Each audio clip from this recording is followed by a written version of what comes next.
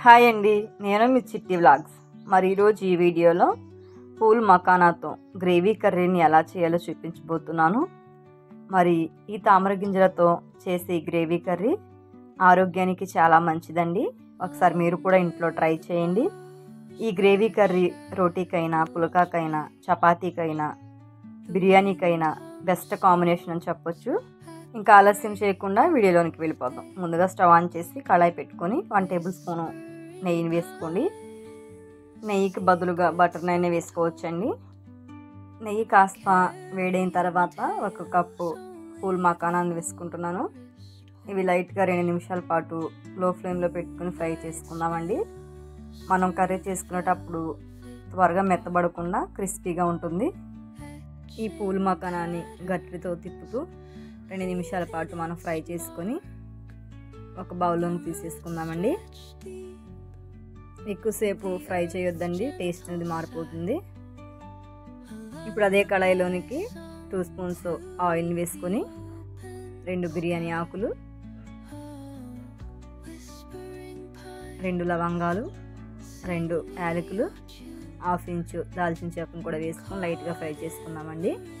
ఇవి కాస్త ఫ్రై అయిన తర్వాత సన్నగా కట్ చేసి పెట్టుకున్న ఉల్లిపాయ ముక్కలను వేసుకోండి. ఇక్కడ నేను మీడియం సైజు ఉల్లిపాయలు 2 తీసుకున్నానండి. ఈ ఉల్లిపాయ ముక్కలు ఫ్రై అయ్యేలోపు మనం టమాటాని గ్రైండ్ చేసుకుందామండి. ఇక్కడ నేను మీడియం సైజు 2 టమాటాలని ముక్కలుగా కట్ చేసుకుని వేసుకుంటున్నాను.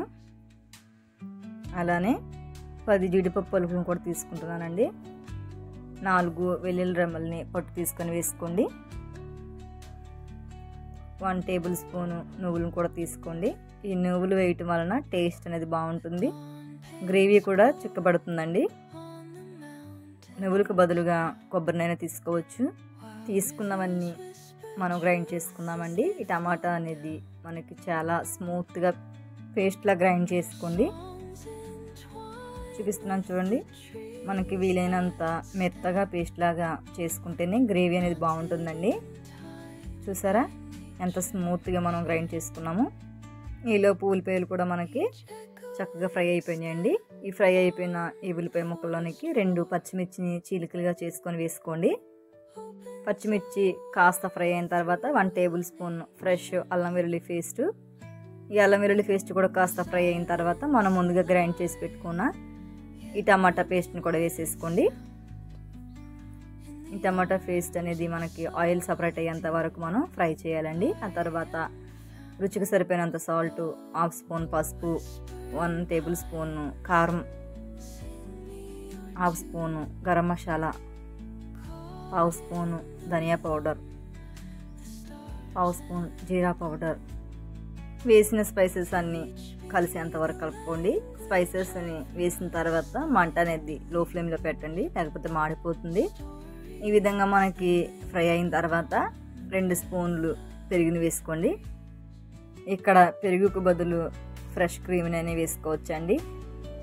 వేసిన పెరుగు బాగా కలిసేంత వరకు మనం కలుపుకున్న తర్వాత కొద్దిగా వాటర్ని వేసుకోండి. వాటర్ గ్రేవీని బట్టి మీరు వేసుకోవచ్చండి. గ్రేవీ పలుచగా కావాలనుకుంటే వాటర్ కొంచెం ఎక్కువగా వేసుకోండి. వాటర్ని వేసిన తర్వాత గ్రేవీని 2 నిమిషాల పాటు బాగా ఉడకనివ్వండి.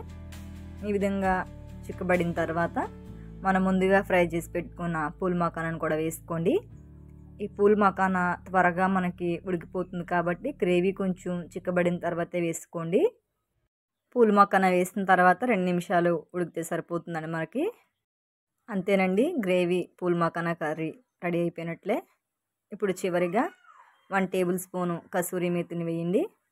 ఈ కసూరి మేతి వేయటం వలన టేస్ట్ అనేది బాగుంటుంది. అలానే తురిమిన కొత్తిమీరను కూడా వేసుకోండి. అంతే, ఎంతో సింపుల్గా టేస్టీ అయిన పూల్ మకానా కర్రీ రెడీ అయింది. మరి రోటీకైనా, పుల్కాకైనా, దేనికైనా సూపర్గా ఉంటుంది. మరి ఈ పూల్ మకానా హెల్త్ కూడా చాలా మంచిదండి. పిల్లలకి పెట్టిన చాలా మంచిది. మరి ఇంట్లో మీరు ట్రై చేస్తూ ఉండండి. మరి నా వీడియో మీకు నచ్చినట్లయితే మీ ఫ్రెండ్స్ అండ్ ఫ్యామిలీ మెంబర్స్కి షేర్ చేయండి. మరిన్ని వీడియో కోసం సబ్స్క్రైబ్ చేసుకోండి ప్లీజ్.